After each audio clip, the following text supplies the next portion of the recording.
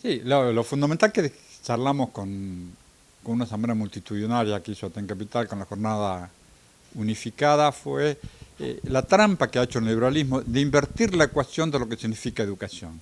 Cuando yo pido educación eh, pública, estoy pidiendo educación estatal, educación democrática. Eh, ¿Ello qué implica? El Estado tiene la obligación indelegable de hacer educación.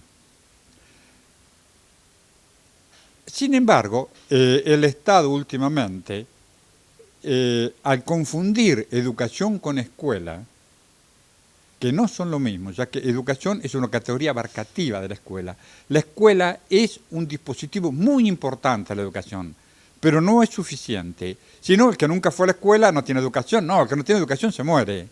El Estado hace una trampa donde centralizan todo lo que son las decisiones pedagógicas y descentralizan las cuestiones administrativo-contables.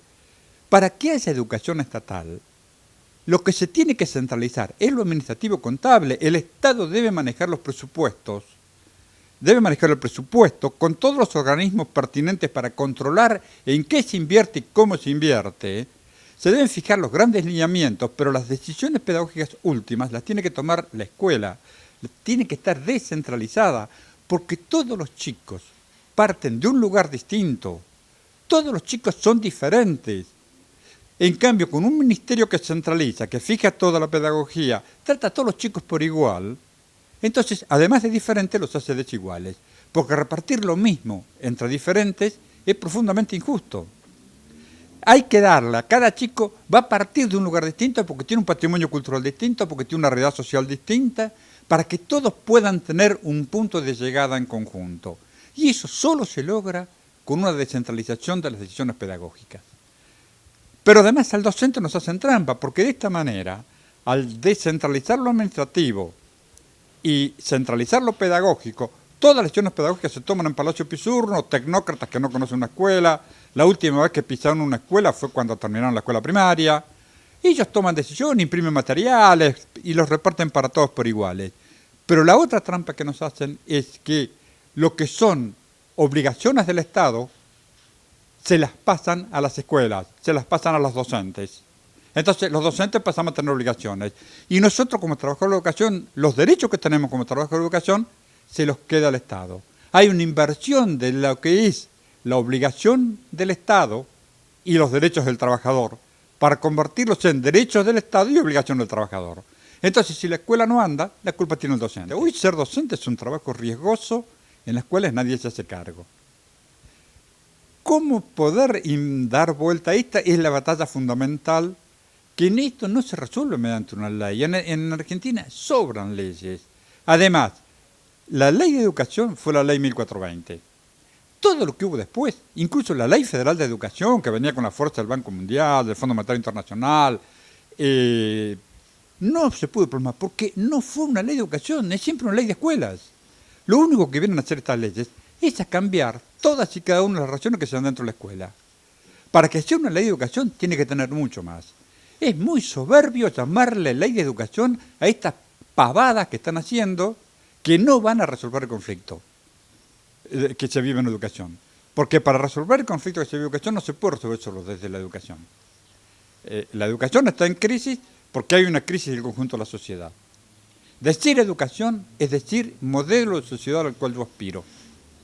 Si yo no pongo esto arriba de la mesa, es de gusto que en una sociedad profundamente desigual e injusta haya una escuela democrática y que distribuya con justicia los conocimientos. Hay una relación directa en esto. Ahora, ¿cuál es la gran novedad de las leyes que están dando vuelta? Acá en la legislatura hay 5 o 6 leyes dando vuelta. Son todas iguales. Sí difieren en cuestiones mínimas y es un maquillaje a la vieja escuela sarmientina. En cambio, si nos ponemos a proponer, Tamarit, un pedagogo de la Universidad de Luján, siempre decía que para discutir educación hay que contestar 3 preguntas, nada más, 3 preguntitas. ¿Qué escuela quiero? ¿Para que forme qué ciudadanos? ¿Para qué país? Ninguna de las leyes que estás dando vuelta responden a esas 3 preguntas. Hablan de jornada extendida. ¿Para qué jornada extendida? ¿En qué ¿Qué van a hacer? Porque que los chicos estén mejor en la escuela para hacer lo mismo no sirve. Seguir diciendo que el problema de la criminalidad que hay en la sociedad, que le llaman inseguridad, pero que es criminalidad, se resuelve con educación. ¿Cómo? Porque cada vez le agregan más cosas a la escuela y el docente, ¿cuándo enseña a leer y escribir? Que esa es su verdadera función. Ahora, ninguna de ellas piensa en qué escuela quiero, para que forme qué ciudadanos, para qué país. Si no responde a estas tres preguntas, no perdamos el tiempo con esas leyes que son un corte y pegue de lo que ya existe, o un maquillaje de esta escuela que ha fracasado. Hoy la escuela no la está sirviendo al chico, no lo está sirviendo al papá y no le está sirviendo al docente. Porque no puede dar respuesta a estas tres cosas. La sociedad ha cambiado, la escuela tiene que acompañar estos cambios y no lo está acompañando. Con esta legislación, más preocupados por cómo manejar los aspectos contables, no se va a ir a ningún lado. Y entonces estas leyes que están discutiendo en los foros o en la legislatura van a confrontar con el sindicato docente porque al docente no lo ha invitado a participar. La participación de los docentes, de los papás y de los chicos tiene que ser desde la génesis de la propuesta, desde los orígenes. No llamarnos a participar cuando ya está todo cocinado. Eso no es participación, es una caricatura participacionista. Convócanos a participar desde el origen y entonces puede ser que sacamos otro tipo de leyes y a la escuela se le dé otro tipo de respuesta. Pero para ello necesito que el docente tenga tiempo de leer, de estudiar, y que tenga un salario y condiciones de trabajo como la gente. Si no, la escuela va a seguir fracasando. No hay manera de salir. Eso fue el tema cuando Cáceres quiso instalar la ley federal. Se ganó la enemistad de los docentes. Y atención, la provincia de Neuquén, el sindicato docente, fue capaz de frenar la ley federal que traía todos los avales de todo el país, que tenía avales dentro de los sectores docentes, que decían que la ley federal tiene cosas buenas, tiene cosas malas. No, era mala, del cabo a rabo. Cuanto más corre, mucho más fácil que el sindicato docente cueste estas leyes que son caricaturas de la ley federal, y en algunos casos caricaturas grotescas de la ley federal. No van a pasar, porque el docente que está todos los días en el aula necesita solucionar otro tipo de cosas.